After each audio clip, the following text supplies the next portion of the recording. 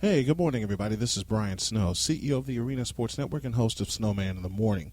We hope that you have enjoyed our programming up to this point, but for the next couple of days, we're going to be away from the microphone as yours truly and my staff will be out in the community here in Chicagoland promoting our network and promoting our programming. So the next couple of shows are going to be taped, and you will hear them at their scheduled time, which will be 8 a.m. Eastern, 7 a.m. Central. And what you will hear on this morning's show is a conversation I had with Brian Scannell that was scheduled to air Tuesday, but it was preempted. And you will also hear a very delightful conversation that I had with one Chris Bates for our Wacky Wednesday conversation. So you'll hear all of that, and what you'll basically hear for the first hour is a replay of Tuesday morning show where I was joined by Jeff Escal of Sports World Radio. We hope that you enjoy it, and if you do enjoy it, please consider becoming a listener partner of the Arena Sports Network. Go to thearenasportsnetwork.com/listener partner for all of the information, and your $30 per year will help us bring the spotlight back to the student athlete and help us become the Quad County experience. We will talk to you guys on Friday, so see you then. Have a great week, and God bless, and remember to make your next move your best move. Have a great day, everybody.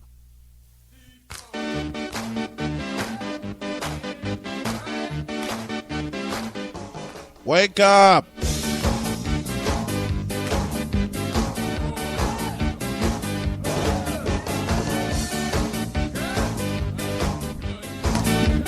Wake up, I said!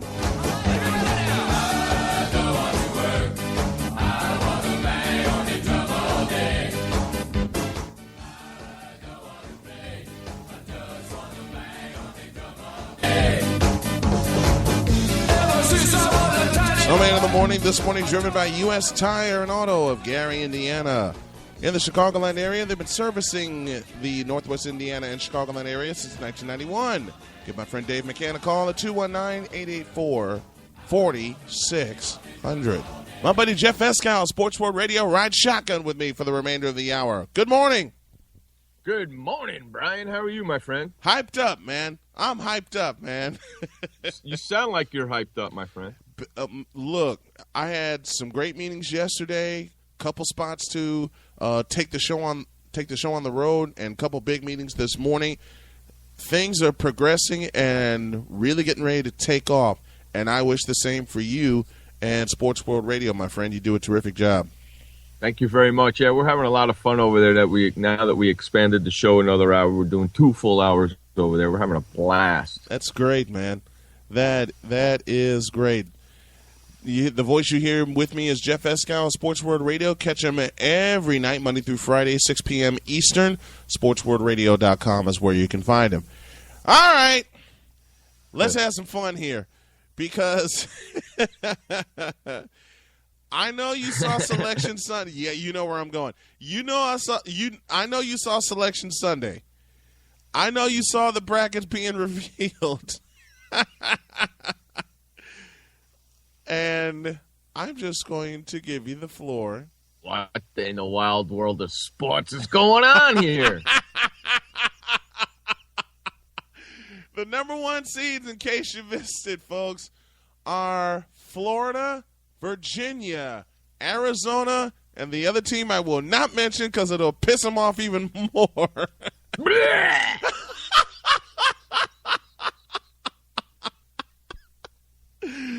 Not good. That's disgusting. Oh, but why? All right, I'm being totally facetious when I ask this question. Oh, but why? Why is Come this? on. I know. We had talked. You knew. Yes. You knew they were. Yes. You knew yes. they were going to get a number 1 seed. And you saw it. Listen, you saw it coming when they walked through the Missouri Valley Conference. Okay. I you could have saw walked it through coming. the Valley Conference. All right. We'll get to them in a minute. But what do you think of the other 3 number 1 seeds? I love it. I'm a little shocked with Villanova. Virginia. I'm sorry. Virginia. I'm not. That's about it.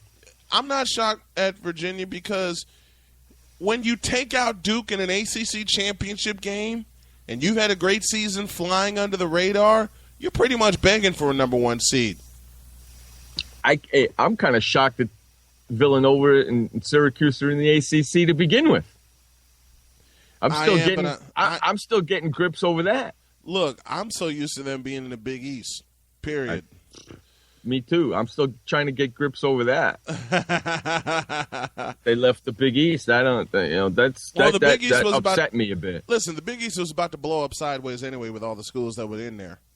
Yeah, okay. But I grew up a huge Big East fan. I was around when that thing was built. Well, I watched the whole thing happen. Well, who didn't? I know for a fact I did.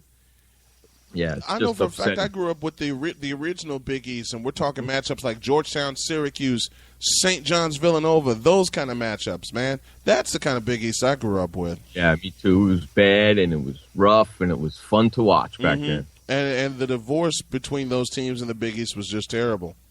Did you see the Big the Requiem of the Big East 30/30 ESPN yet? I didn't get a chance to see it. You have to watch it. If you're a basketball fan and you're a Big East fan, you have to watch it. Oh, must watch. Okay. Yes, I saw it. I watched it. In fact, I watched it on ESPN. It was so good they were replaying it on ESPN2, and I went and watched it again. Nice.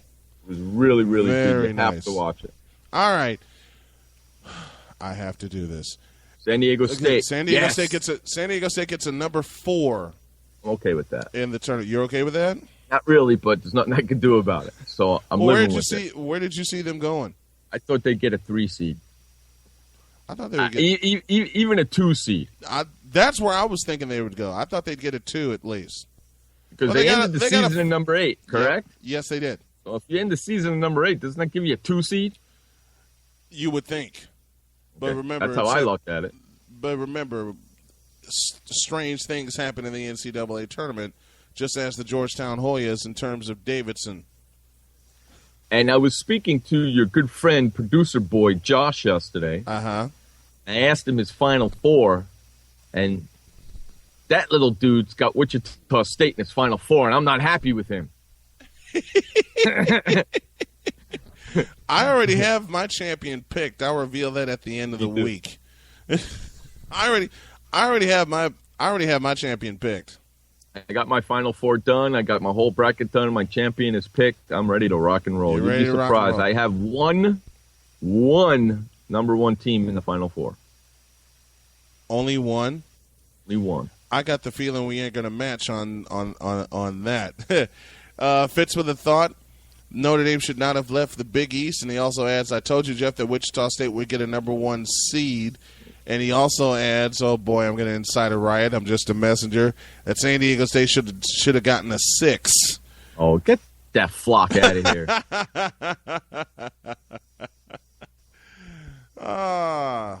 No way. When I'm surprised. You know what? Hey, Brian, remember on Friday's show that I said I wanted San Diego State to lose in the tournament before they go to the big tournament? Yes. Thank you. You did call that. They lost to and believe it or not, that game, the New Mexico San Diego State game, that was the only game televised in the WAC. Get out of here. In the Mountain West. I'm sorry. That was the only, I got to watch that game. And I think because I was watching it, they lost. Because I didn't watch any of the other games. They're not worth watching. You know what? When my team starts losing, I change the channel. Yeah. And I'll go back and I'll see them. Now they're only down by 6. They were down by 16. Now they're only down by. I'm going away. Bye. I do that a lot. Listen, when Wichita State was revealed as a number 1 seed, this is the only sound that came out of Jeff's mouth. I'm as mad as hell, and I'm not going to take this anymore. That's about it. Okay. Yeah, we talked about the who, the where, and the why. Let's take a look at some brackets here. Jeff Escal riding shotgun with me this morning on Snowman in the Morning, and before we get to that, Fitz has his. Wait a minute. Fitz has his Final Four, and I think we're just going to skip to the conclusion here. Fitz's Final Four: Florida, North Carolina, Arizona, Louisville. Huh. I see 2 question marks in that Final Four, and one of them is Florida. Yeah. Oh, really? Yep. There is something I may be wrong. It won't be the first time I've been wrong in doing brackets. That's why we do these brackets, so we can have fun with them. But my question mark lies with Florida. The ease that they walk through the SEC, it's nothing compared to what Wichita State did in the Missouri Valley. But somebody is going to catch them because they're built on speed. Oh, Lord, are they built on speed. They're built on speed. They can get up and down the floor, and they're very physical. Give them that. Somebody's going to catch Florida. I kind of like his Florida pick because I got Florida in the Final Four, too. You got Florida in the Final Four? Was that your only number one that you have in the Final Four? Yes, sir. Okay. My Final Four? I'll give you my Final Four. I'm not afraid. Give me your Final Four. Florida playing Villanova. Louisville playing San Diego State. How did I know there'd be a hometown influence? Yeah, I got San Diego State beating Arizona, kids. And I got State beating Wisconsin. I hate to inform you of this, but San Diego State, as much as I loved watching them, will not beat Arizona. They're going to go on their run. They played Arizona at the beginning of the year. They know how to play Arizona now. They're going to beat them. Yeah, but Arizona got stronger. Arizona got better. Okay, but it's gonna be a fun game. Arizona got so much better. They lost to Arizona State. I wouldn't be surprised if SDSU and Arizona winds up being a 100-point game, though. Yeah, me neither, because they both run. I wouldn't be surprised if that ends up a 100-point game. Jeff Escow riding shotgun with me here, talking all things NCAA tournament. On this abbreviated edition of Snowman in the Morning, we are driven by U.S. Tire and Auto of Gary, Indiana. Call my friend Dave McCann at 219-884-4600. Everybody and their mother is picking Michigan State to win this thing. I'm not. I don't get it. Well, I just don't get it. You know what? In a way, I can see it. It's Tom Izzo. Period. It's Tom Izzo. Yeah, but if you don't have the players, just because you're a great coach, don't mean you can. I don't see it. I watched a lot of Michigan State games. They lost to some bad teams this year. They damn near lost to Northwestern twice. No, I know. If you can barely beat Northwestern, how the heck are you going to beat Villanova? And Villanova has not been a slouch, period, all year. And they're the former Big East team. I had to go with a Big East after watching that freaking show. So Villanova's your Big East pick. Villanova was because they used to be in the Big East. Remember when Villanova beat Georgetown? Yeah, for the national championship. They show that on there. They show Patrick Ewing choking people, and they show fights. It's a beautiful, beautiful show. It's a must see if you're a basketball fan. I've got to see it now. Yeah, it's a must see if you're a fan. You know what? The 2 hours just flies by, dude. You don't even realize. Oh, it's a full 2 hours. Yeah, you don't even realize it's 2 hours. Wow, I didn't realize. And they have Raleigh Massimino talking on it. The way he is now. John Thompson, Lou Carnesecca. Those were coaches, man. Jim Boeheim. Those were the four big coaches back then. Yep. Those were the four horsemen. Coaches. Those were the four horsemen, to use a wrestling reference. Those were the four horsemen. Yep. I mean, I loved watching the Big East back then. Oh, it was beautiful. You step into a game with any of those four, you're in for a fight. Period. Mm-hmm. Mm-hmm. They had, you find out who started the Big East, right. Why they started the Big East, when they started the Big East, who was in the Big East. And those four, and those four owned the recruiting trails in that area. Mm-hmm. They absolutely owned the recruiting trails. Because if you had an idea to get a recruit and it was in John Thompson's territory or Raleigh Massimino's territory, forget it. Yep. They're going to swoop in and get him before you even blink. Remember when Pearl Washington went to Syracuse? Oh, my God, yes. Yeah, they're all into that. Yeah. You know what? I remember, like you said, the old school Big East, man. When CBS had the broadcast rights for the Big East, there was just something about seeing a game when Villanova used to play in the Spectrum for the big games, or seeing a game at Syracuse's Carrier Dome and seeing how wild the crowds go, and the play of the Big East was just off the charts. All right? Yeah. It's off the charts, period. Now, let's look. Look at Fitz. I can't find what I want to find. Fitz wants to know who I think who's going to win the 4 playing games. Hey, Fitz, it doesn't matter because they're going to lose the next game anyway. That's why I don't look at the playing games. I'm going to watch them while having a couple this evening. Yeah, it's the start of March Madness tonight. Indeed. So I mean, the basketball from starting from tonight to the end of the Final Four, it's basketball. Yep, this is like Christmas morning because we get to rip open a new March Madness bracket. Mm-hmm. It's like Christmas morning. Okay. Basically, from 9 o'clock in the morning my time till like 6 o'clock at night, it's all basketball all day. That's it. I love it. That's it. And I have a bet. But 4 channels. Just a moment. Nothing but 4 channels today. And that's all. That's all that's going to appear for the next 2.5 weeks. Oh yeah. I have a bet to live out. Liz and I made a bet, and she picked her champion. I picked mine.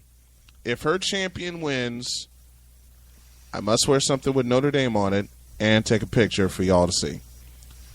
Oh, and if you win? If my champion wins, she has to wear something with Northwestern on it, and she has to take a picture. Oh, Lord. Look, I already owe her some pancakes from the football season, okay? When the Colts stomped a mud-hole on the 49ers' asses, all right? Mm-hmm.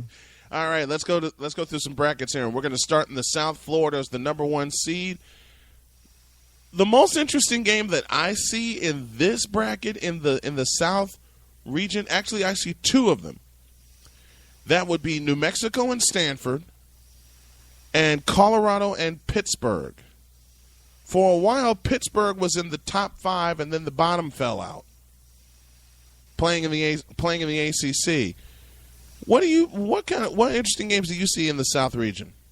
I like that Pittsburgh Colorado matchup. Yeah, I got Pittsburgh winning that game though. Mm-hmm. I think they're a better team than Colorado. I've seen more Pittsburgh basketball than I have Colorado basketball. Yeah, believe it or not, living all the way over on the West Coast, I've seen more Pittsburgh, who's on the East Coast, than Colorado, which is really weird to begin with. But I think Pittsburgh's going to win. In fact, I got Pitt going up against Florida in the next round. Yeah, that sounds right. All right, 2 seed is Kansas. I mean, is 8 and 9 really? If you pick the 9 team, is that really an upset? No, because they're supposed to be evenly matched. Kansas, the 2 seed, they'll have Eastern Kentucky in the first round. That pisses me off that they're a 2 seed. And we already explained that. We already talked about that. Kansas should have been lower than a 2 seed. Mm-hmm. They'll have Eastern Kentucky. The winner gets New Mexico, Stanford. And the way my bracket looks, Kansas will play, and I got them playing New Mexico. Me too. I got them playing New Mexico. Syracuse and Western Michigan and Ohio State and Dayton fill out the bottom part of the bracket. You know what? Just for giggles, have Dayton beaten Ohio State. Really? This is a pure gut feeling. Period. After watching Ohio State play over the weekend, that's why I took them. Because during the season, believe it or not, on the NBC Sports Network, which is my channel 65 over here for me, which used to be the Versus channel, nice sports network. The Versus channel. Yeah, I remember. Minor League of Sports Network. Yeah. Right. I watched. They played a lot of Dayton basketball. Mm-hmm. That region, a lot on that channel, and I don't know why. So I've seen a lot of Dayton play. I'm not impressed, so that's why I went with Ohio State. All right. Like I said, this is a pure gut feeling, and also plus this is the NCAA tournament. Hey, folks, don't forget this Saturday, March Madness continues high school style with the Marquette Catholic Blazers playing for a spot in the state championship. They take on Liberty Christian at noon. We'll be up at 11:30 with our pregame show. You can catch it live here on the Arena Sports Network. Jeff Escal, Sports World Radio, riding shotgun with me, talking all things NCAA tournament. We're inside the South region. Virginia Commonwealth and Stephen F. Austin. Shaka Smart has got these boys pissed off. because play of better that way. Because of everything that was said throughout the course of the week and the weekend leading up to this. Are you surprised UCLA got a 4 seed? Yes, but that's Alford for you. He's doing one heck of a job at UCLA. Yeah, he is. One hell of a job over there. And he made them into contenders. Let's go to but I got them beating Tulsa, and that's Danny Manning's group. And Danny Manning, what a job he's done with Tulsa this year. How Holy about freaking Toledo. How about it? Yeah. We used to watch these guys. I got UCLA beating them. We used to watch these guys shoot for the NCAA championship. Steve Alford in New Orleans and Indiana in '87. Mm-hmm. Danny and the Miracles the next year in Kansas City, pulling off the upset against Oklahoma. Now let's go to the East region. The 1 seed is Virginia. They'll move on. They'll take on the winner. I got them moving on. They'll take on the winner of Memphis and George Washington. You talk about two teams that are even. These two teams are it. But for a slight edge, I'll give to Memphis because of the schedule that they played. 5-12 is Cincinnati and Harvard, and then Michigan State and Delaware. Any upsets? A lot of people are taking Tommy Amaker's Harvard team against Cincinnati. I'm not surprised. It's Tommy Amaker. Tommy, what a player he was in Seton Hall, huh? Duke. He played at Duke. I can tell Duke, it's sorry. I can tell it's early. He was the head coach at Seton Hall. He coached at Seton Hall. I can tell it's early for you. Hey, it's early for me, all right? Well, I just woke up 25 minutes ago. Right. I'm doing all this off the cuff, boys. Come on. Look, totally understood. We both are. You know what? With that Cincinnati-Harvard matchup, I wouldn't be surprised either way. No, and he did a heck of a job when he was coaching with Seton Hall. Really good job over there. He turned that program around. 4 seed Michigan State taking on the Blue Hens of Delaware. Bye, Delaware. Bye, Delaware. Yeah, I got Cincy playing Michigan State in the next round. Okay. Carolina and Providence. Which way are you going? Carolina. Although I would not be shocked if Providence won. No, I wouldn't be shocked either. That's where my buddy Ryan Fasikas, who's at Marquette Catholic, he committed to Providence. That's where he will be going after he graduates next year. 3 seed Iowa State taking on one of the surprises of the NCAA tournament. But it's a team I followed for 7 years when their transition into Division I began. Now I've had a chance to see him. That's North Carolina Central, led by Coach Lavelle Moten. I'll tell you what, man. Iowa State better not fall asleep. Iowa State better not fall asleep at the wheel. Because if they fall asleep at the wheel, it's going to be Lob City with North Carolina Central. Are they big? Yeah. They're a big team, huh? And athletic. Okay.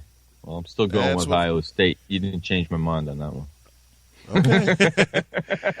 7 seed UConn and St. Joseph's. I like this matchup, and I like both teams a lot, and I really like St. Joseph's, but I'm going with Connecticut. I'm calling the upset. St. Joseph's will beat UConn. And finally, to round out the East bracket, Villanova and Milwaukee. Both of us, I think, are going the same way. I'm going with Villanova. Well, I got Villanova in the Final Four. I better go with them. You better go with them. All right, let's take a look at the most interesting bracket in the tournament. That's the Midwest. You know who the number 1 seed is, so we'll skip that. We'll go to the game under them. Kentucky and Kansas State, 8 versus 9 in the Midwest region. How do you look at that one? I don't think Kansas State will be able to deal with Kentucky's big men that they got, even though that Kentucky is a young team. Mm-hmm. Very young team. I was watching them play. Florida and Calipari did not look happy at all. I think they take care of Kansas State. I don't think they get through Wichita State, though. How about that? No, I don't think they do either. And here's the thing that we had I talked about this with a couple of folks here. They put Wichita State in the toughest bracket in the tournament to make them test their mettle and prove their worth. They gave them a number 1 seed. Now you got to prove it. It's one of those kind of situations. Can you imagine they're going to play Kentucky and then possibly Louisville and then possibly Duke, or Yeah. Or Michigan. Because Michigan. Yeah. The top 4 seeds in the Midwest are Wichita State, Louisville, Duke, and Michigan, and that's a gauntlet. That's a gauntlet on name recognition alone. Also, given the fact these are good teams, Also, given the fact Louisville's the defending champion. So if they make it to the Final Four, they deserve it. Exactly. So who you got coming out of the Midwest? Louisville. So Jeff sees them as having a chance to defend their title. All right, let's go to the West. Top seed is Arizona. They'll take on Weber State. The 8-9 matchup. Here's an 8-9 matchup that is really interesting. Gonzaga and Oklahoma State. With everything that went on with Oklahoma State, they still got in the tournament. Gonzaga coming out of the West Coast Conference. How do you take a peek at that one? I like Oklahoma State. I like Ford as a head coach. I've watched a lot of Oklahoma State basketball. I've seen lately some Gonzaga hoop. I don't like the way Gonzaga plays. I'm going with Oklahoma State. I think Oklahoma State's going to run them out of the gym. I'll lean that way also. Speaking of Oklahoma, they're the number 5 seed. They'll take on 12 seed North Dakota State. And then your beloved Aztecs will take on New Mexico State. I want you to break down the Oklahoma North Dakota State for me really quick. I think Oklahoma, again, they're big. They got some great jump shooters. They have an inside game. They play great defense. I see them easily handling North Dakota State. San Diego State, that's a different story because San Diego State is big. They got an excellent point guard. Watch out. So that's going to be a good matchup, Oklahoma and San Diego State. So I'm looking forward to that game. So that second round will be Oklahoma and San Diego State according to our picks. Let's look at the bottom part of the back bracket. Baylor and Nebraska, 6 versus 11. You know what? I smell upset alert on this game. You know, I had a hard time making this pick. Who'd you go with? I went with Baylor, but I might change it. I have until later on. Till when? I have until the 20th to change mine. I went with Nebraska. I covered the Big Ten. I didn't see a lot of Nebraska ball. I covered the Big Ten this year. Nebraska didn't start off very well, but midpoint of the season, they got hot. And they really made a good showing in the in the Big Ten tournament. Excuse me. So now they get a chance to show what they have in the NCAAs. I have Nebraska upsetting Baylor. Isn't this a Nebraska? Where are they, in the Big Ten or the Big 12? They're in the Big Ten. Now they're in the Big Ten. Weren't they in the Big 12 before? Yes. Right. So I watched a lot of Baylor and Nebraska play. Because when I was living in Kansas City, that was Big 12 country. Yes. So I watched those guys play a lot of basketball. So this is actually an old rivalry, these two. Yeah, they used to match up and play twice a year Yeah. when they were both in the Big 12. So this is a good matchup, but I am going with Baylor. All right. You used to live in Kansas City. You ever been in Kemper Arena? Yeah. I did a game in there. I had a chance to do a game inside Kemper Arena. That was 2002 when I was covering Chicago State many, many moons ago. Creighton and Louisiana Lafayette, and then Oregon and BYU in the middle part of that bracket. Potential second round matchup: Baylor and Creighton. How interesting! That's who I have matching. That's exactly the matchup I have. But Creighton may also see Nebraska. It doesn't matter. I think. I don't think Nebraska's going to beat Baylor, and even if they do, I got Creighton moving to the next round anyway. Here's my question about Creighton: who is going to step up and help Doug McDermott? Creighton, what a name for a basketball team! What? Well, there was a former tight end with that as his last name. But who's going to help Doug McDermott in terms of scoring? They better find somebody. Yeah, because he's carried them all year. Oregon and BYU and Wisconsin and American will finish out the top part of we'll finish out the bracket, period. Well, American, what college is that? They're in Washington, D.C. American University. Do you know what their nickname is? No. The Eagles. American. What the heck? American. Yeah. What the heck? That's what. When they said that on Sunday, I was like, what college is that?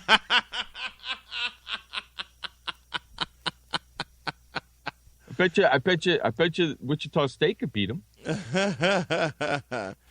Oh man, fits of thoughts. Scott Drew of Valparaiso, Indiana boy, whom I know very well, along with his dad, will have Baylor ready. I don't doubt that he'll have Baylor ready, but there's something clicking in my head about Nebraska. I hate that court that Baylor plays on. I can't stand that. It's ugly. It drives me crazy. It's and ugly. the same thing with the Oregon Ducks basketball court. Don't get me started. Don't get me started. God. Potential second-round matchup, Oregon and Wisconsin. That's my matchup. I have that matchup in the third round, quote unquote, second or whatever the heck. For me, it's a second round. It'll Second always round. be the I'm second with round. you. Oregon and Wisconsin. Which way you leaning? I got Wisconsin in that game. Same here. Same here. Let's look at some more potential second-round matchups. You mentioned one that could be interesting. How about a third round possible matchup? All right. Possible. Okay. Possible. Who we got? Wichita State and Louisville. Let's see. Plenty of Pepsi on hand. Plenty of Mountain Dew on hand. Because you're gonna need the caffeine. You're gonna need the energy with those if those two hook up. You get some big run, and more run. Yeah, it's gonna be a 200-point game with Wichita State. And the way Louisville's playing right now, Wichita State's in a bit of a trouble. Yeah. I don't think I Wichita don't State, have them going. I don't have them beating Louisville. I have them losing right there. I don't think Wichita State can get beyond Louisville. If they were to match up. If those two wind up hooking up, I do not see Wichita State beating Louisville. Okay, if they end up not matching up and just say Wichita State gets there, you think Louisville's going to lose to St. Louis or Manhattan? Hell no. Oh. So I that's why I have Louisville. Louisville's got the easier road, if you think about it. True. If you think about it, because they're opening up against Manhattan, and then they got to possibly play St. Louis. Or they could possibly see Carolina State or Xavier. Right, and then Wichita State or Kentucky. I think what's going to help Louisville is their defense. What's going to help Louisville is going to be the same thing that carried them all the way to the title in Atlanta last year, and that's their defense. And Russ is starting to play some ball now. Yes, he is. He knows that this is the time of the year. He's starting to turn it on a lot more now. Oh, you've seen that too? Yeah. I watched Louisville. I'm a big Rick Pitino fan. So am I. I had a chance to meet his son at Big Ten Media Day. Just like Pops. Fun to talk to. Right. A lot of the guys, the pros or the analysts are calling for Wichita State and Louisville in the finals. An all-Italian final. Pitino and Izzo. Yow. How crazy would that be, huh? Let's go back to the East. Here's a potential second-round matchup. North Carolina and Iowa State. North Carolina, and that's the matchup I have. Mm-hmm. North Carolina versus Iowa State. Okay, who was in here earlier? Fitz. Here you go, Fitz. I got I got Iowa State beating North Carolina. You better switch that around. No, I got Iowa State beating North Carolina. There's one of my upsets. Even though it's not an upset because Iowa State's a 3 seed. Iowa State's a 3 seed, yeah. But at the same time, for me, I see Carolina beating Iowa State. Iowa State will get past North Carolina Central. But you know what? This is what makes it all so fun. As I said earlier in the show, Iowa State better not fall asleep at the wheel with North Carolina Central. And I think this game bracket time, baby. Yeah, and I think this game is in San Antonio, from what I'm told. Do they have any NCAA tournament games in Chicago this year? No, they don't. They got them out here in San Diego. I'm working on my press pass as we speak. Did you get it yet? Yeah, I'm hoping to hear. I hope you get it, man, because I've been to a couple tournament games at the United Center. Man, that's some fun stuff. If I get it, I'm there. There ain't no radio shows. I'm at the basketball game. Sorry. Why would we be surprised? Why don't you do it? Can you do a show from the? I'm sure I could. Where would they play? What arena are they playing in? They would play at not. I think they would play either at the Cox Arena, where the Aztecs play, or they would play in the Viejas Arena downtown. The Cox Arena, how many does that hold? 18,000. Nice. Yeah, it's beautiful. The only bad thing about it. What's that? It just The looks like steps- on television. It's a bowl. It just looks like a shot glass. Yeah, that's basically what it is. It's a shot glass because the steps start from the top and they go straight down. There's no break in them or nothing. Straight down. It's one big mezzanine. Yeah, pretty much. But it's beautiful. There's not a bad seat in the house. No, there isn't. I've sat all over that place. Not a bad seat in the house. Imagine sitting press row. I love it. You better take some pictures, man. Oh yeah. If you get that press pass, you better take some pictures. Oh, I will. Right? I will. And I'd hop on the 10-minute trolley ride. I wouldn't even take my car. Nice. Very nice. Yeah, it cost me $3 round trip. Right. Gave me money in parking. Exactly. Jeff Escal riding shotgun with me here on Snowman in the Morning, talking all things NCAA tournament. I'll tell you another arena that looked like a shot glass when you looked at it on television. Remember when they built Bud Walton Arena at Arkansas? Mm-hmm. It's the same way. Yeah, it's a bowl. It's one big bowl. That's all it is. Hell, that's Michigan Stadium, for God's sakes. Yeah. But not a bad seat in the house at Cox Arena. Right. What a name for arena. Right. Cox Arena. I wasn't going to go there, but you beat me to it. Well, that's Cox Cable for you, man. Yeah, it is. Yeah, They it built is. the freaking thing. We're going to name it after us. There you go. Now I think they actually changed the name. I believe it's called the Viejas Arena, which is one of the casinos up here by the Indians. Right. Let's look at another potential second-round matchup. I think we spoke of this briefly, but let's come back to it as we come down the stretch here. Possibly Virginia and Memphis in the second round in the East region. And you got Villanova coming out of the East. So there's a chance Villanova could meet Virginia in the final. Right. In the East region. Virginia, Memphis, I got Virginia moving on. I do too. There's something, you know what? Like I said this about a couple teams. Virginia got hot at the right time, and they played their way into a number one seed by beating Duke in the ACC tournament. Mm-hmm. The game I'm looking forward to see, if possible, is the Virginia-Michigan State game. Wow. That's the game I'm looking forward to. Yes. And that would be a regional semifinal. Yeah, that'd be Sweet 16 game. Yeah. Now, yeah. Everything that starts tonight will culminate April 5th and 7th at AT&T Stadium in Dallas. You better not buy a seat that has a pole in front of it. The last thing that Jerry Jones needs is another incident like Super Bowl 45, and I will leave it at that.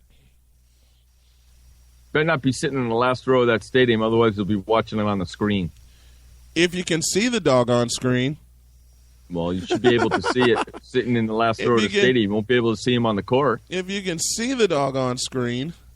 That's ridiculous. That's all I got to say. If you can see the doggone screen.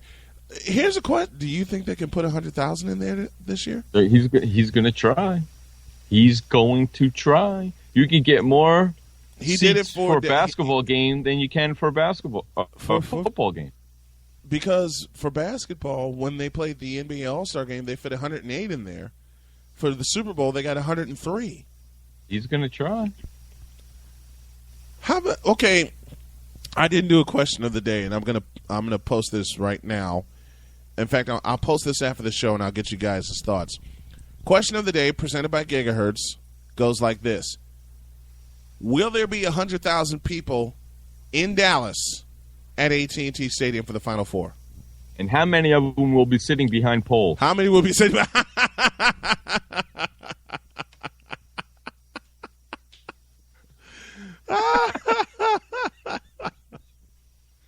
Here's a better question. Will they have the wherewithal to climb all the way up there? If my ticket's behind a pole, I am fit to be tied. Yeah. I'm telling you right now. I walk into that stadium and my seat's behind a pole. Where's Jerry Jones? I'm heading right for a suite. I'm I heading right paid for the suite. $200 for this seat, and all I can see is rivets. Get the heck out of here! How do you think those people felt during the Super Bowl? God, I would have when he hosted it there. Do you think that happened when they did the All-Star game there in 2010? Didn't hear about it though. Here's the thing with that particular stadium. Notre Dame and Arizona State had 100,000 for their game last year. Well, yeah. Oh yeah, it's there's going to be 100,000 people in there. I see it now. Oh, I would not be surprised if he sets an NCAA Final Four record or finals record. You know what? They set the record last year in attendance with 74,000 in the Georgia Dome. This is AT&T Stadium in Dallas. This is Jerry World. Everybody is going to be cramming their asses in there to try to get the best seat in the house. Unbelievable. We're going to have the best seat in the house. I'll be parked in front of the television. Liz and I will be parked in front of the television with snacks surrounding us, and we ain't moving. Period. That's the best seat in the house because you get to see everything, and you actually get to hear the game. Yeah, and you get to switch between. That's the one thing I miss. What's that? That's the one thing I miss about going to games. What's that? You don't bring your radio, you don't get to hear it. Oh, that's why Liz and I are gonna listen to the Westwood One call. We already made that deal.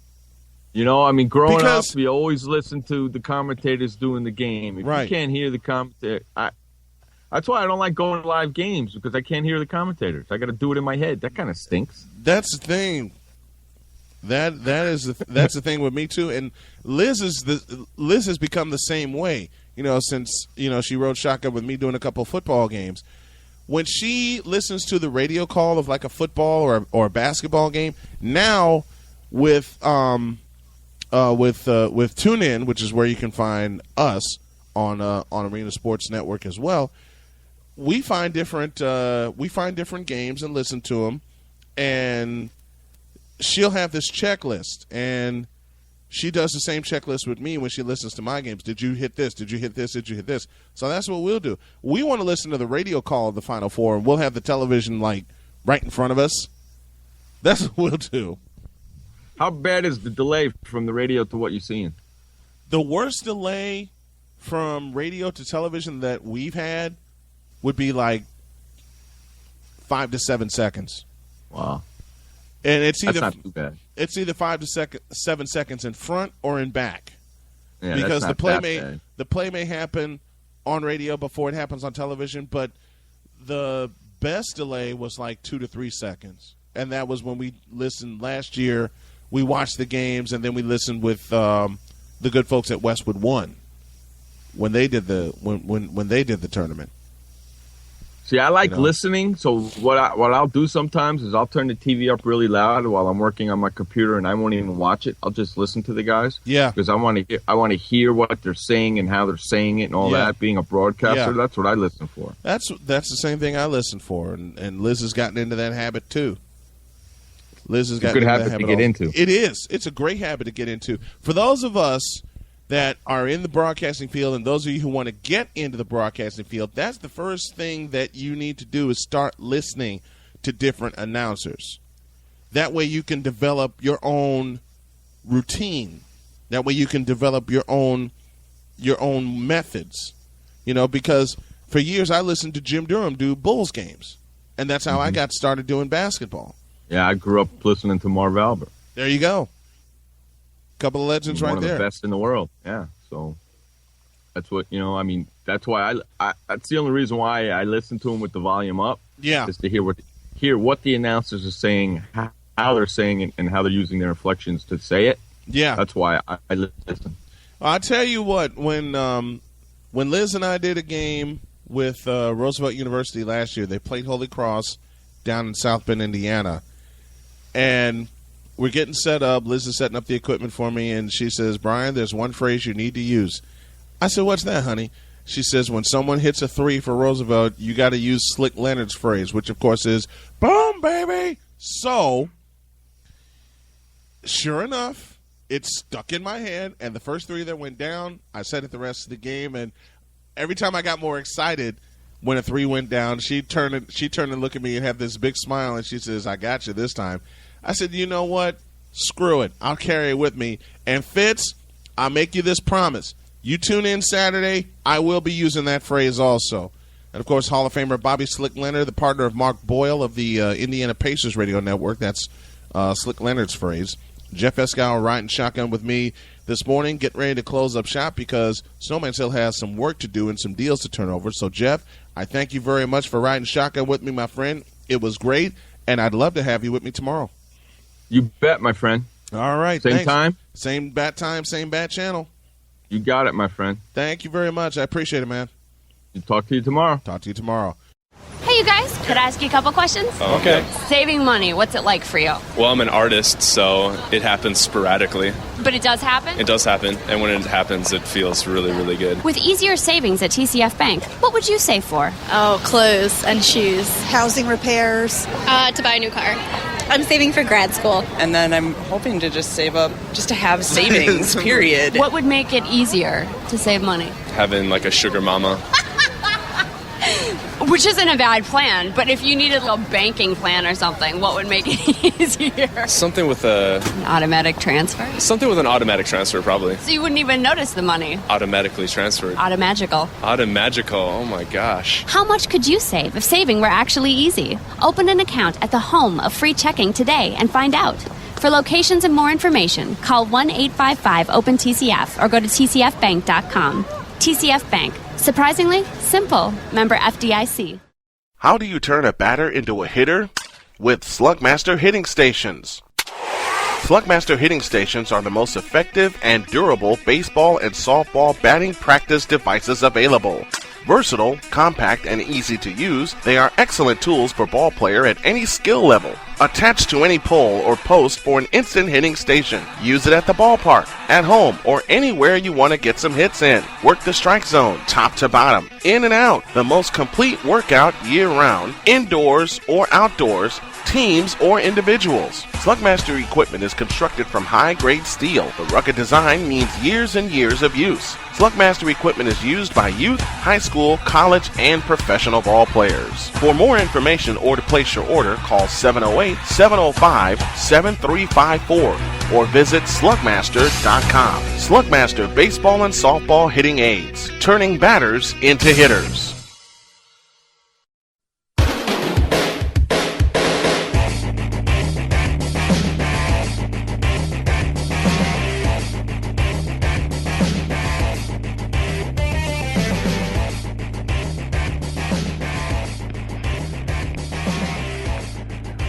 Welcome back to Snowman in the Morning on this Tuesday as we get ready to kick off the second hour, and this hour is brought to you by FedEx and FedEx Office. Any office needs that you need done, any printing that you need done, go to FedEx Office, find a location near you, or visit FedExKinkos.com. Time for the Skinny on Sports as we talk all things NCAA tournament, and to help me out this morning, Mr. Brian Skinnell. Good morning, sir. Hey, how we doing this morning, Snowman? Snowman is busy, but Snowman is feeling great. The seeds are out. The brackets are set. And I asked you this before we came on air. Are you surprised at the four number one seeds? No, I am not. I think, probably the only one that you could make a question about would be Virginia at number one and then Villanova at number two. They're down in the East. But I still think that's the right way to put it. I think that Virginia... They played a tough schedule. They knocked off Syracuse. They lost to Maryland, but they knocked off Syracuse, and they played a really tough ACC schedule and came away fairly unscathed. And then Villanova, out of the Big East, that's not as tough a conference as it used to be, and they lost in the opening round of the Big East tournament. So I think that's the right way to go. Here's the thing that I thought gave Villanova the number one seed. The biggest thing, the fact that they beat Duke to win the ACC tournament, their first ACC tournament title since 1976, I think that put them over the top and gave them the number one seed because, everyone was expecting Duke and Jabari Parker to win the thing. They did not. Virginia proved their mettle in that tournament. I think that gave them the number one seed. But the number one seed that's going to have a lot of question marks and people are going to be asking a lot of questions about is Wichita State. To be perfectly honest, I'm not surprised that they garnered the number 1 seed because they raced through the season undefeated and then roared through the Missouri Valley tournament, so they earned that. But at the same time, they're put in what I believe to be the toughest bracket of the tournament.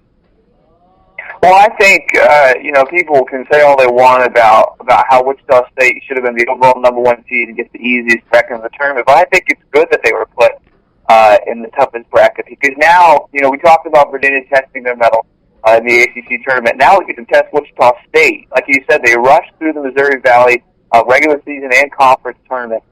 And, 34. Now, they got the likes. They could face either Kentucky or Kansas State. They could face Kentucky in the second round. And then the third round could either go against NC State or Louisville. No joke. Those could be 2 very tough teams. Or St. Louis or Manhattan. I mean, those are the 4 teams that they could possibly face in the second round. And then if they get through that, they could be looking at Duke, Arizona State, Texas, Michigan to move on after that. So, I think that Wichita State, they drew the toughest bracket, but I think I understand what the bracket makers were doing. They want to put them in the toughest bracket to test their mettle because they had the easiest schedule and season of the number 1 seed. So I understand why, and I like why. I think that it will help to truly find out if Wichita State was worthy of that number 1 seed. If they can run through this stretch of games that's going to be against these really good teams out of the Midwest, then I think that they obviously deserve to be the number 1 seed and go as far as they can go. Talking with Brian Scannell, a contributor to Rant Sports and writer for Yahoo Sports, as we have the Skinny on Sports every Tuesday here on Snowman in the Morning, talking all things NCAA tournament, getting his take on what's happening in the tournament. And, we talked about teams testing their mettle.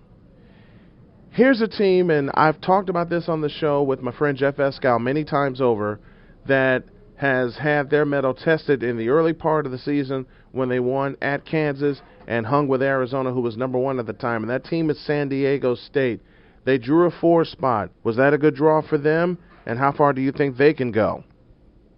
I think that's a good draw for them at number 4. 29-4. They certainly earned their way to record, but they don't have an easy matchup with New Mexico State in the first round. I think that's one they need to be careful of. And then in the second round, potentially North Dakota State or Oklahoma, that's going to be a tough one for them too. So I will be surprised if they get out of the second round. I think they'll get out of the first round, but it's going to be really tough for them to get out of the second round. So they're in the West, and then if they do get through that, then they're looking at possibly Arizona or Oklahoma State. So I see them going no further than the third round of the tournament. But I think a 4 seed for them was fair. I do. Here's a question that a lot of people continue to ask since this part of the tournament was instituted. The 4 play-in games that will kick everything off tonight, how big of a factor are those 4 play-in games? And to back that up, how significant are those 4 play-in games? Well, I think the only ones that will really be significant is the 11th seed for Iowa versus Tennessee, for the 11th seed in the Midwest, and then for the 12th seed in that same bracket, NC State versus Xavier. Cal Poly and Texas Southern going up to this number 16 seed there for the Midwest, and then Albany State versus Mount St. Mary's to face Florida. I don't think those two games are really going to factor in much. It matter in the big picture. But I think the matchup for the 12 and the 11th seed there in the Midwest, those 2 games, I think those could be the ones that potentially face that could make the most noise. Whoever wins the 11th seed, Iowa or Tennessee, goes against Massachusetts. And I think if it's Iowa, I think Massachusetts needs to be worried. If it's Tennessee, not so much. And then you look at either NC State or Xavier. NC State, that's a team that, St. Louis, if they win, needs to be careful of because they played in the ACC, and they played tough in the ACC. Only got their 21-13 record, but they played very tough in the ACC, and that could possibly be a team that gets out of the first round. I'm forgetting about that. We're calling it not the first round, but that will be the first round And I think they get out first round, and then maybe even win their second round game if they win the first round and get to play St. Louis, and they could find themselves in the third round. So, I think that's going to be that game will probably be the one with the most implications in terms of how it could impact the bracket. But rarely do you see these first four in kind of playing in the big picture. Certainly not the two number 16 seeds, but the 12th and the 11th out of the Midwest. But you could see them making. Are there any teams that are not in the NCAA tournament that surprised you that they did not get selected into the big dance? Green Bay, I thought that Green Bay stood a better chance, and I was kind of surprised they didn't get in. Maybe even play a first four in kind of thing. And then SMU, they played a tough schedule. Not too long ago, they were a ranked team, and they didn't get in. So I think Green Bay and SMU probably surprised me the most. People talk about Georgetown and Florida State, but Georgetown, just a couple of games over 500, they weren't consistent enough for me, and it's kind of surprising to see Georgetown not in the NCAA tournament, regardless, because they've been there every year, it seems like. And then you look at Florida State, kind of the same thing. They just weren't consistent enough. They played well. They won some good ball games, but just not consistent enough in the end. Brian Scannell, as he joins me every Tuesday, joining me on this Tuesday morning. Check out his work at rantsports.com and also yahoosports.com as he provides analysis for both. One final question before I let you out of here. I know it's an early peak, but who do you think's going to Dallas? So you want my Final Four? Your Final Four. Who do you think will be the surviving teams that will head to Dallas for the Final Four? All right, let me find. All right, so in the Final Four, I think we'll have Michigan State coming out of the East. I see them getting by Virginia and Villanova. I think that's just Tom Izzo's got a really great team, lots of seniors. I think that's the mix for them. So I think it'll be Michigan State out of the East, Michigan out of the Midwest. I think that Nick Stauskas and John Beline, I think they've got a pretty good squad over there. I think they'll survive. I'll put it that way. They'll survive out of the Midwest. Out of the West, I like Wisconsin. I like Wisconsin. I think Arizona could be the first number one team to lose. I think it could be in the second round against Oklahoma State. So I think that's Arizona State. They could possibly lose there in the third round. Excuse me, to Oklahoma State. But I like Wisconsin overall out of the West. So Michigan State, Michigan, and Wisconsin. So 3 Big Ten teams there.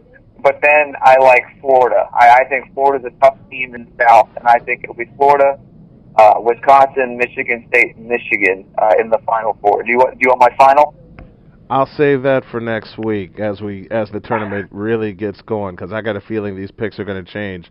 That's the Skinny on Sports with Brian Scannell this morning, brought to you by FedEx Kinko's of downtown Chicago. Get your printing, packing, shipping done all in one place. FedEx Kinko's. Find a location near you at FedExKinkos.com. Mr. Scannell, always a pleasure, my friend. Thank you very much. March Madness is alive and kicking. Let's ride the wave down to Dallas. It's going to be a great time. Thanks for having me on today. At U.S. Tire and Automotive, you'll find passenger tires, performance tires, truck and SUV tires, and more from proven brands including Bridgestone, Firestone, and other leading industry names. Conveniently located in Gary, Indiana, and providing great service to customers in Gary, Griffith, Hammond, Munster, and Highland, Indiana, U.S. Tire and Automotive offers brake service, alignments, oil changes, shocks and struts, tune-ups, and other valuable services to get your car, truck, minivan, or SUV back on the road. Give us a call at 219-884-4600 or drop us an email at info@ustire-auto.com. Mention this ad and receive a 10% discount on auto work or ask about our tire specials. U.S. Tire and Auto, servicing Gary, Indiana and Northwest Indiana since 1991.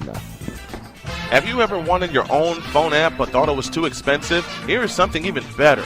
The best custom mobile page QR system in the world, designed for smartphones, iPhones, and tablets. Have the business card of the future for our mobile world. It includes your own customizable mobile page with unlimited flexibility, your contact info, YouTube channel, videos, events, specials, audio, and more, all on your mobile page. your own back office so you can make real-time, unlimited updates and changes as often and as much as you want. One code is all you will ever need as you change anything in real time from your back office. This is your business card on all ads, Facebook, t-shirts, flyers, and doorways everywhere. All of this for $99.90 a year plus a $3 payment fee. Visit www.qr2015.net for more information or call 312-802-1208. That's 312-802-1208. The future is in your hands. Call or visit online today. Can I ask you a couple questions? Okay. So, what do you do on Sundays? I usually try to make it to the gym and play video games. Go to the zoo, and then you have lunch and nap, and there's some diapers. Between ballet classes and... I can totally imagine you doing ballet. Yeah, well, not me, but taking my two girls to ballet. Did you know TCF Bank is open Sundays? How would that make life easier? That would mean a lot. I do like to have the bank open on Sunday, and that's one of the reasons I use TCF. I completely agree. It's a bummer when you realize at the end of the week that you have something to take care of and the bank's not open. Yeah. But TCF Bank is open on Sundays. I can't believe it. It's amazing. That is amazing. It's amazing. It's amazing. So you might go and talk to a person on Sunday? Yeah, I like talking to persons. You know what? I can tell that about you. TCF Bank is open 7 days, including Sundays. Surprised? Come into the home of free checking and open an account today. For locations and more information, call 1-855-OPEN-TCF or go to tcfbank.com. TCF Bank. Surprisingly convenient. Member FDIC.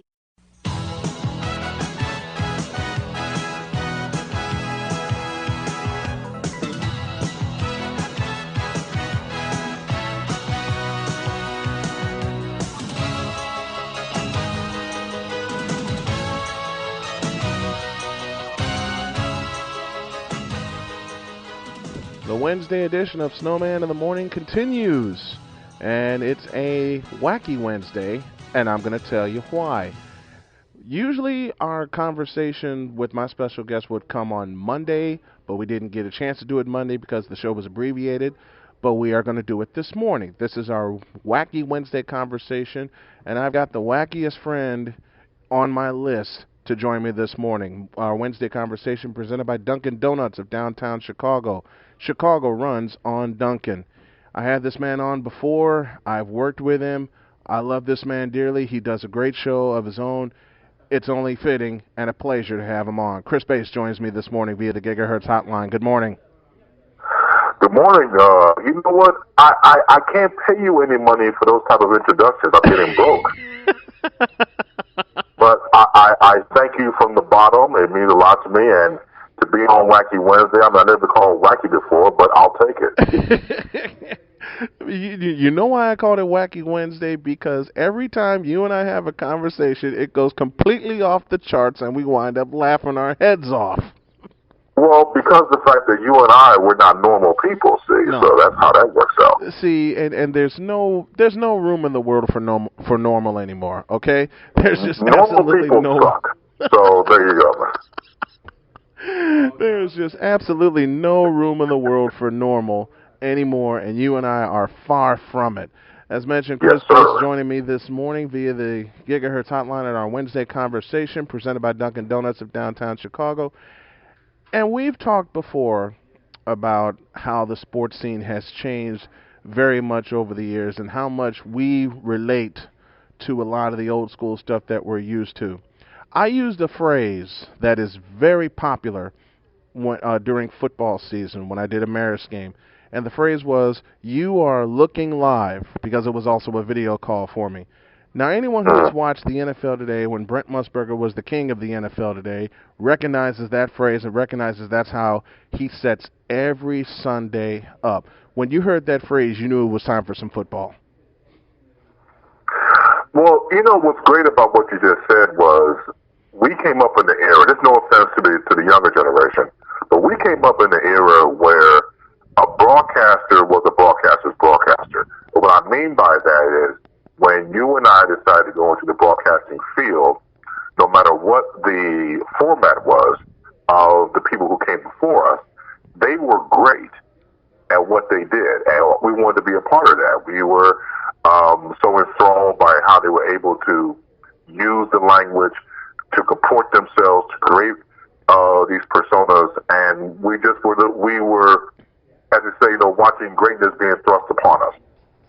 And so when you mention people like Brent Musburger and, dare I say, Keith Jackson, and people like that, they were just amazing. And so, even if they weren't, for example, I thought about it. If Brent Musburger or, say, Keith Jackson went into news, they would be like Walter Cronkite and people of that from back in the day, Peter Jennings and people like that, because they had the same, I believe, similar work style and work ethic while they broadcasted. And were just able to use that and parlay it into sports. And you mentioned the best thing, work ethic. I mean, these people that we've mentioned, these gentlemen that we have mentioned, worked very hard at their craft, and they got better each time out. You mentioned Keith Jackson. Who did not love watching and listening to Keith Jackson? And what a lot of people need to remember, when he was with ABC, he covered 3 sports: football, basketball, and baseball. I mean, he did those for many, many years. So he has a lot of traction. But he said something, and I heard this in a broadcast when he did a broadcast for ESPN some 10 years ago. He said something that is very, very true, and I've held it to my heart to this day. To be a good announcer, you must learn how to write. And I didn't know what that meant until I thought about it, and then I put it into my craft. When I started writing stories, it just came out the same way I would call a game. And he just matched it. It was just so true the way he put that to young broadcasters. You have to learn how to write first. And if you can write correctly, then you can call a game even better. Absolutely, because they're your words. There's nobody else's words but yours. So who better than to parlay those words and to bring them to life when you're broadcasting? So that's a very point. I'm very glad that you said that, because so no offense to other people, but sometimes certain broadcasters are used to, they're good readers, if you know what I mean. They're good teleprompt readers, and they can hit the mark and stuff like that. But where's your own words? They take on a whole new different meaning. They always take on a whole new meaning. And, you and I have spoken of this next gentleman that I'm going to mention a lot as one of our personal favorites, and that man is the late, great Jim Durham. When he and Johnny Kerr teamed up and did Bulls games for Sports Channel, when Sports Channel and cable started to become part of the modern era, we got to know, as Bulls fans, those two broadcasters introducing us to Bulls basketball every night they were on, first on Sports Vision and then on Sports Channel. So those two hold a very dear place in Chicago's hearts. Well, you know this firsthand. When you listen to them, once again, it's about simulcasting, them doing both radio and television during the time. You had the best of both worlds. And once again, going back to the late, great Jim Durham, I believe, and I could be completely biased, I know I am about this, but Jim Durham, I believe, and the team he had with Johnny Red Kerr could have been the prototype for other teams after that. Because you have to take into consideration the fact that the Bulls was becoming high profile, of course, with Michael Jordan, and the first 3 runs, and the second 3 runs making the 6 total championships. It seemed to be that all eyes were on us here in Chicago. Not just the Bulls, but the Bulls broadcasters, organization skills, and the whole 9. And the skill set, real quick, that Jim Durham had, people had to have watched him. Or, for example, he never would have gotten to ESPN, for example, doing games. Somebody was listening to him, somebody was watching him. Exactly. He made a stop at TNT for a couple of years, and then in 1996 he wound up at ESPN, being ESPN Radio's lead basketball announcer when they launched ESPN Radio. I don't care about you being totally biased about Jim Durham.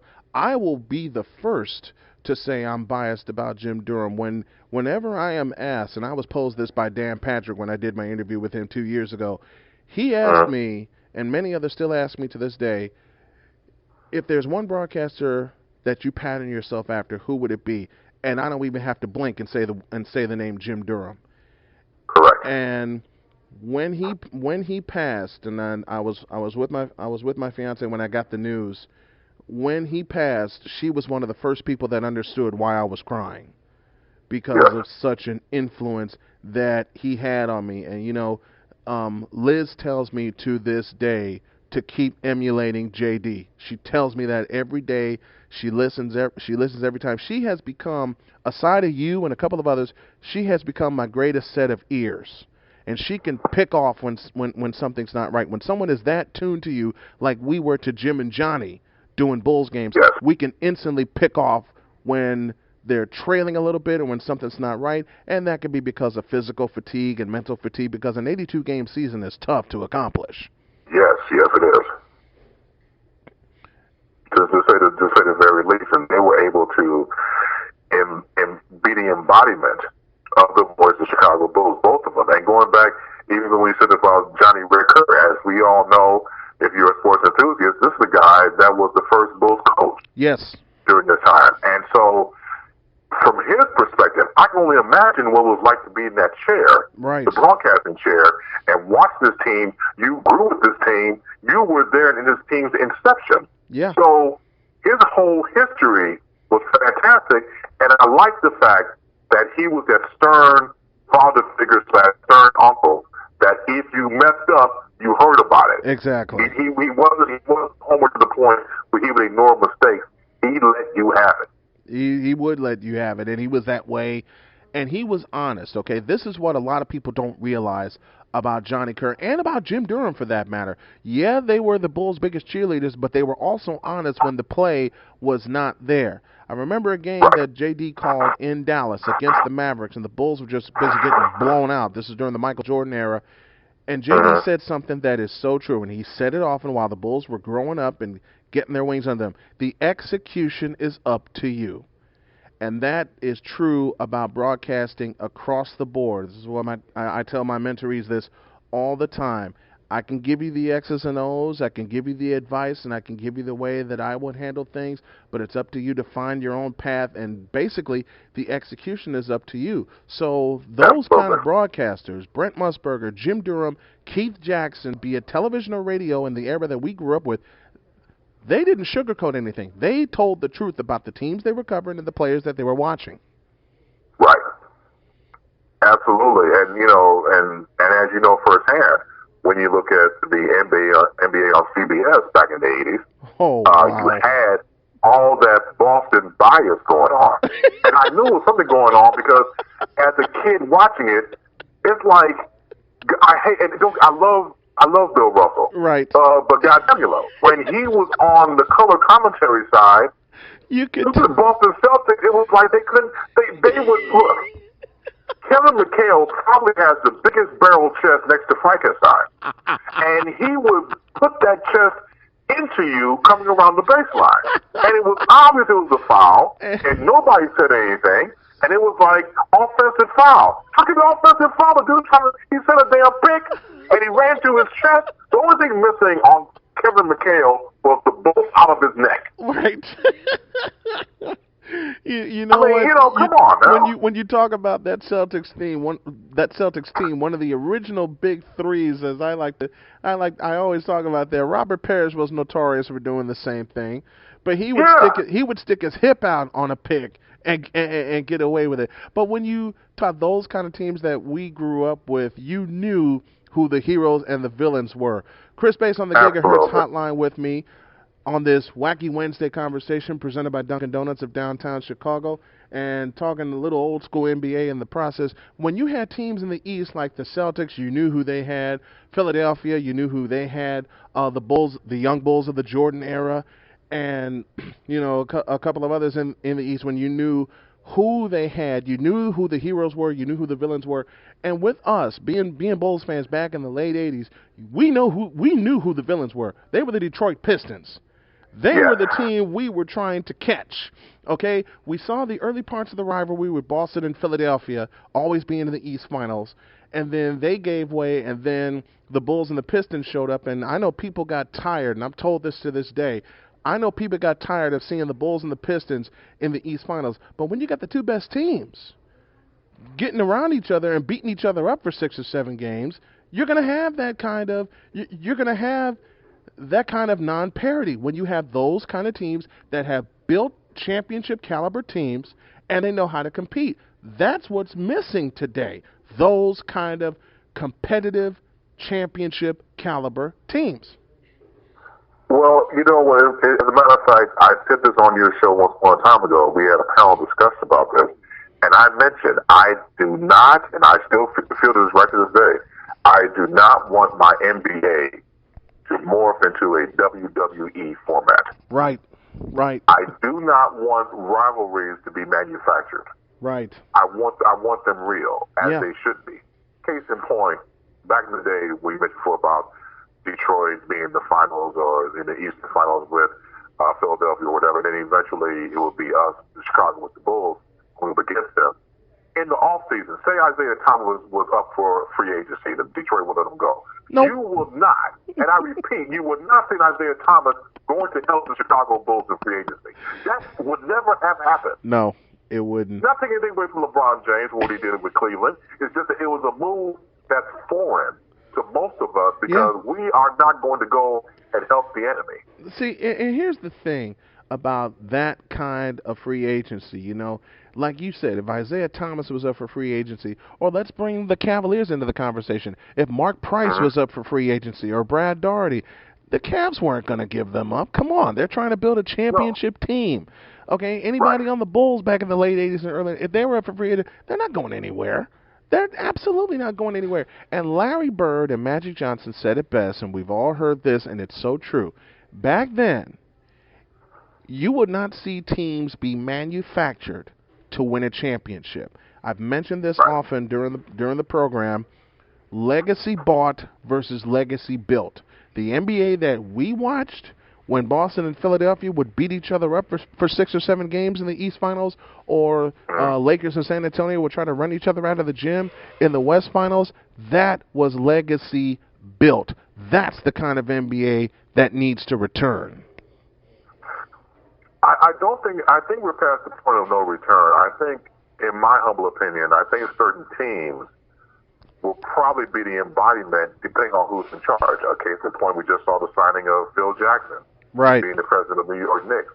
I think if he's given the full reins to bring in great players, to bring in players that he sees fit to organize the team, I don't think Mike Brown will be there. I think they'll probably get somebody else. Rumor had it, it might be a few other coaches, but, whoever is going to be at the helm, coaching-wise, and it has to be under the philosophy of Phil Jackson. I think Phil Jackson, people like Phil Jackson and Pat Riley, who made great success over there, of course, in Miami, but you got to give them the reins. You got to give them for example, you just can't give the keys to Ferrari and drive half a block. Right. You can't do that. Right. You have to open the engine up and go 95 mile per or faster. So with that type of mentality, if New York is willing to give the keys to Phil Jackson, and Phil Jackson open the engine up, then you will see success in the next 5 years. But I think it goes back to combining old school mentality with new school mentality and finding a common place in the middle for that type of championship to emerge. And you know something? I was watching a couple of classic NBA games, and this is how we close. I was watching a couple of classic NBA games before the three-point line was invented, and one of the sharpest shooters that I had a chance to take a look at was Rick Barry, the guy of the granny free throw fame. And you talk about a team that showed a lot of grit. Remember back in 1975, no one gave them a chance to win the championship going up against Wes Unseld and the Bullets, and they swept them. Right. That's true. That kind of, and it's like you said, giving the coach or the general manager at that time, and of course the coach of the Warriors at that time was Al Attles, the keys to run the team the way he sees fit. That's why Golden State won that title in 1975, and the teams that followed up until, I say, the mid-'90s, the coaches were given the keys to run the team the way they see fit, and that's why we saw the legacy of champions that we saw from the late 70s all the way through the 80s and on up into the mid-'90s. Chris Bates joining me on our Wacky Wednesday conversation. Always a good time with you, my friend. I really appreciate it. Same here, brother. Anytime you need me, just call me, and I'm already there. And like I said before that, Dunkin' Donuts sound pretty good. You need to give me a couple more donuts. I'll be there quicker. Our Wednesday conversation brought to you by Dunkin' Donuts of downtown Chicago. A pause for a break. When we come back, I got a couple of messages for you guys as we close up shop. Thank you, Chris Bass, very much. I'll be back in a deuce. Snowman in the Morning on the Arena Sports Network. At U.S. Tire and Automotive, you'll find passenger tires, performance tires, truck and SUV tires, and more from proven brands including Bridgestone, Firestone, and other leading industry names. Conveniently located in Gary, Indiana, and providing great service to customers in Gary, Griffith, Hammond, Munster, and Highland, Indiana, U.S. Tire and Automotive offers brake service, alignments, oil changes, shocks and struts, tune-ups, and other valuable services to get your car, truck, minivan, or SUV back on the road. Give us a call at 219-884-4600 or drop us an email at info@ustire-auto.com. Mention this ad and receive a 10% discount on auto work or ask about our tire specials. U.S. Tire and Auto, servicing Gary, Indiana and Northwest Indiana since 1991. How do you turn a batter into a hitter? With Slugmaster Hitting Stations. Slugmaster Hitting Stations are the most effective and durable baseball and softball batting practice devices available. Versatile, compact, and easy to use, they are excellent tools for ball player at any skill level. Attached to any pole or post for an instant hitting station. Use it at the ballpark, at home, or anywhere you want to get some hits in. Work the strike zone, top to bottom, in and out. The most complete workout year-round, indoors or outdoors, teams or individuals. Slugmaster equipment is constructed from high-grade steel. The rugged design means years and years of use. Slugmaster equipment is used by youth, high school, college, and professional ball players. For more information or to place your order, call 708-705-7354 or visit slugmaster.com. Slugmaster Baseball and Softball Hitting Aids, turning batters into hitters. Gigahertz, providing customers with excellent service since 2008. Computer problem? Leave it to the staff at Gigahertz, priding themselves with an unparalleled work ethic and continuing to offer customers the lowest prices around. Gigahertz services include PC repair, networking, PC setup, custom PC builds, pickup and delivery, in addition to in-home and in-office service. Get small to large business solutions, service contracts, and much more. Computer problems? Gigahertz. And that's where we come in. Gigahertz for your computer repair and solution needs. In-home, in-store, wherever it's convenient for you. Think your PC's infected? Gigahertz offers free virus diagnostics with most virus removals done in 48 hours or less. Plus, they'll optimize your PC. Take that, Best Buy. Give Gigahertz a call. 219-218-9323. That's 219-218-9323. Or log on to gigahertzpc.net. Gigahertz, and that's where we come in. Looking for a reason to visit U.S. Tire and Auto in Gary, Indiana? Our customers gave us 5 of them. The high standards of quality service and parts, lifetime warranties, a strong business built on honesty and integrity. They've been servicing the Gary community since 1991 and the largest auto and light truck tire dealer in the city of Gary, Indiana. We have a variety of products and services that are instrumental to the health of your car, including our tire fitment guide to help you find the correct size tires for your automobile. Our friendly service staff will quickly outfit your vehicle with a high-quality tire that is right for you. Check out our tire and wheel catalog to give your vehicle the perfect fit. For more information or to schedule an appointment, call 219-884-4600 or visit us online at www.ustire-auto.com.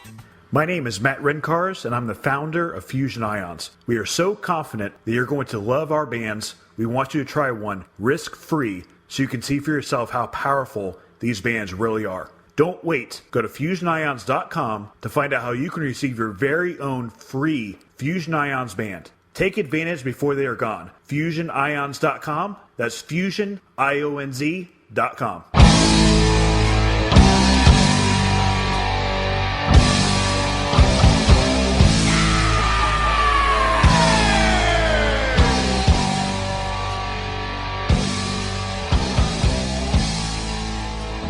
Find your passion, okay?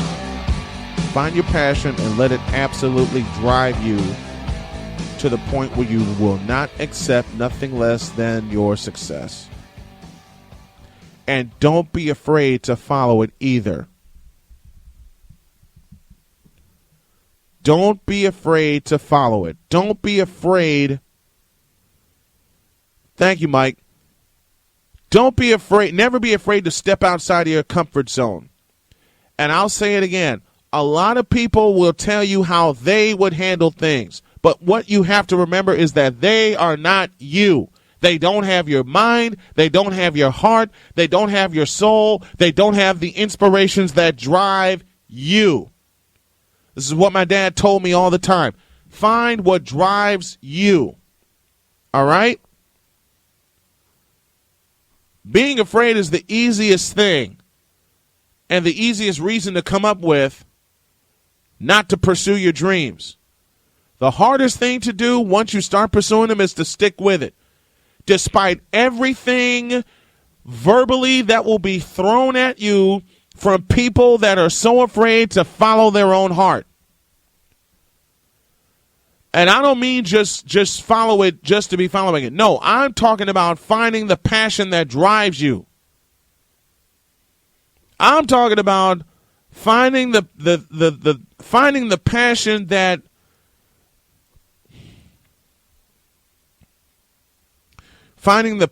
that you would defend with everything inside of you. And I mean heart, mind, soul, and being. Man, when I called my first game in 1995, I knew it was what I wanted to do. I had known it before, but I had been pulled away from it.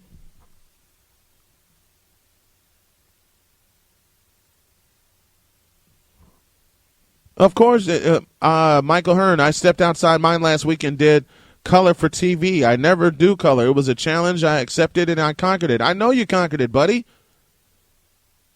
Because you're a success story waiting to happen. Jeff Escal, same to you.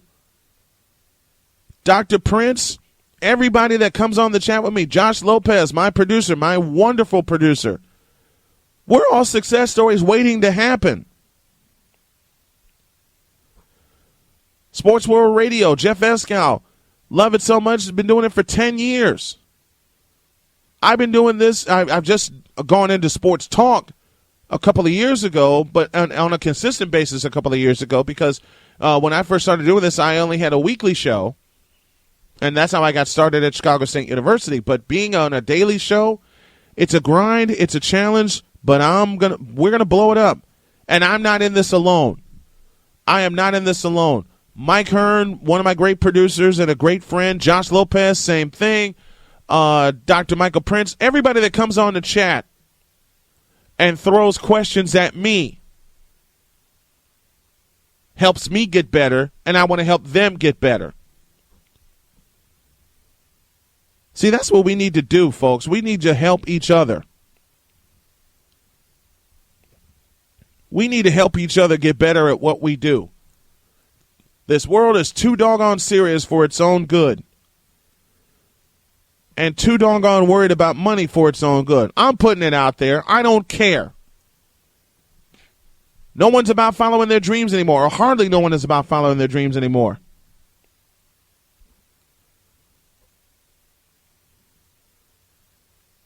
When people give you advice, it's usually, and I say usually, I'm saying usually, I'm not saying all, okay? When people give you advice, there is usually a string attached for some reason. Break the string. Break the string and don't be afraid to follow what it is you love to do and step outside of your comfort zone to pursue it, to make it happen. Because the moment you stop believing, and Brian Payon said this to me yesterday, and this is how I'll close. Brian Payon said it to me yesterday, and it's so true. When you stop believing, the dream starts dying. Just remember that, folks. Whatever passion it is that you have found, whatever it is that drives you to make yourself better. That should be your goal every day. Find something you love to do and get better at it every day. Get better at being you. Screw everybody else. The folks that are inside your small circle, and it should be a small circle.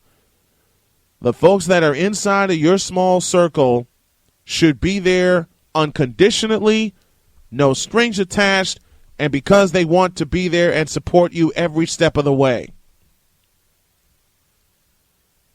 If they're not about doing that, cut them loose. Period.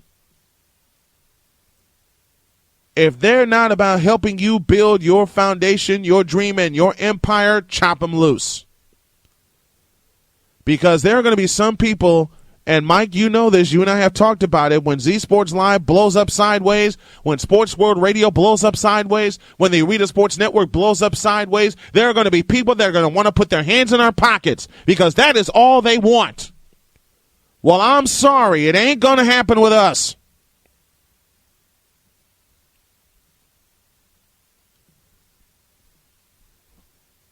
It's not going to happen with us. We're all about pursuing what we do and doing what we love to do, period.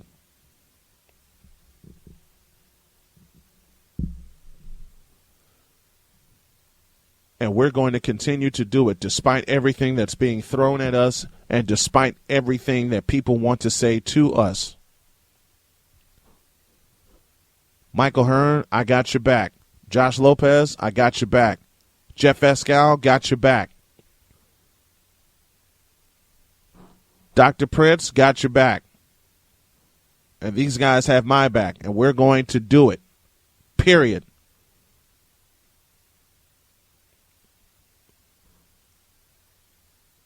Everything that is in the water right now is going to be blown up sideways. And I'll echo Jeff's words before we get out of here. We ain't stopping until we do it. Period. And if people don't like that and they only want to say, here's what pisses me off. There are people that say they support you but only want to see the payoff. They don't want to help you build the foundation. Baloney. All they want to see is the payoff. They don't want to put in the work. Okay? Well, we're a group of folks that put in the work every single day. Hell, Josh Lopez barely gets sleep posting articles on the ASN Facebook page. The recaps from the night before. You know, he asked me recently, you know, is it okay if I put it? Hell yeah, it's okay. Social media age, we got to get with the social media times, and we do. And despite what a couple people think that took a look at the Facebook page, oh, no one takes a look at the recaps. Oh, yeah? Then how come they get retweeted? And we pick up new followers along the way.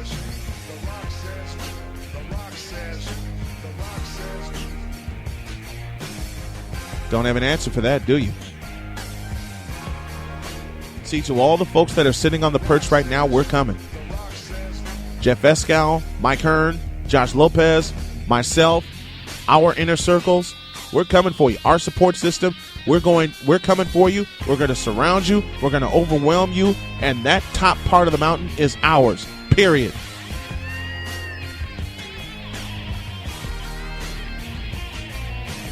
That top part of the mountain is ours, and there is not a damn thing that the people up there can do about it.